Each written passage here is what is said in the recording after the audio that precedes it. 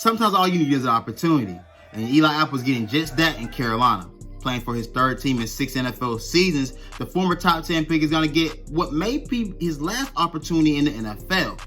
And right now, we're going to talk about how we feel about the move going into the 2020 season. There's money in the bank. Let's get it.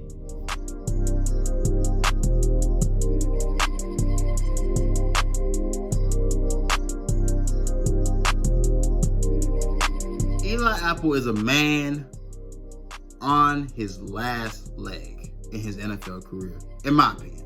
Could be wrong. But right now, seeing that he's not playing for his third team in 6 seasons, you don't really get too many other opportunities after being a former top 10 pick who has not realized his full potential.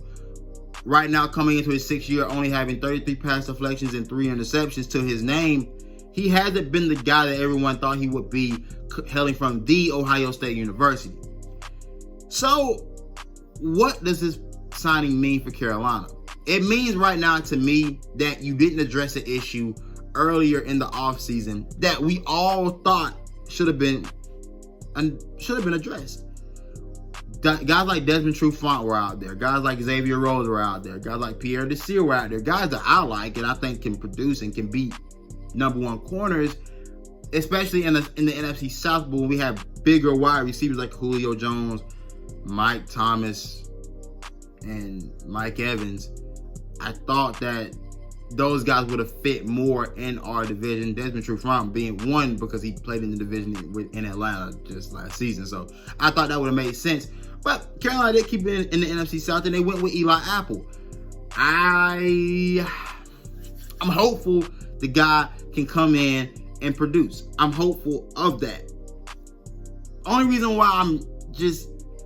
I think the only thing that can really give me hope is that sometimes with defensive backs, if you ever paid attention, some guys fit better in certain systems. Some guys can't go everywhere and be the guy. For Carolina fans, Josh Norman, for example. Josh Norman went to the Washington Redskins, and the Redskins played him in a much different fashion than we played him in Carolina. He was a zone corner in Carolina. Wasn't really a whole lot of man-to-man. Didn't travel nearly at all. But he produced, and he fit that style. Richard Sherman, another guy, plays within that zone corner system. Not really asked to go around and play man-to-man. Eli Apple, I'm hoping that's what is the issue. Has been the issue for him so far throughout his career.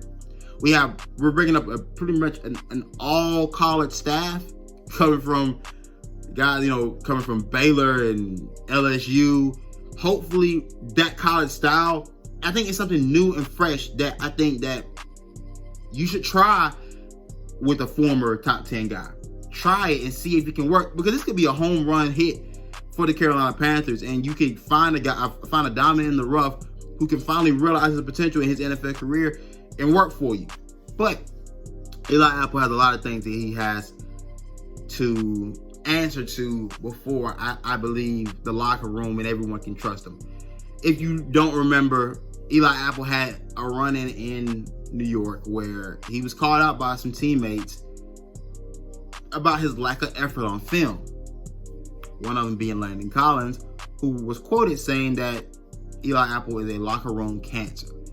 Since then, Eli Apple has been apologetic and has regretted what's happened in New York, but those types of things always follow you in your career as you keep moving forward, no matter how far ago those things were.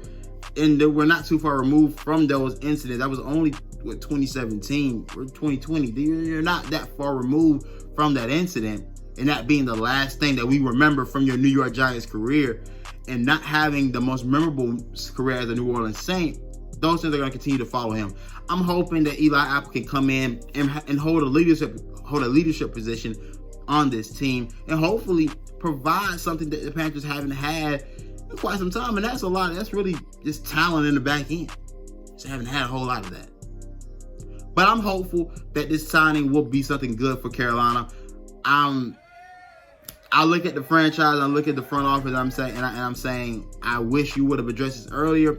But I do give them credit for addressing it now, and knowing that it needed to be addressed heading into the season. But that's all I have for today's Money in the Bank. I'm your host, Shontis Stewart. Be sure to go to the Brawl Network website where we have great articles being written by our phenomenal staff.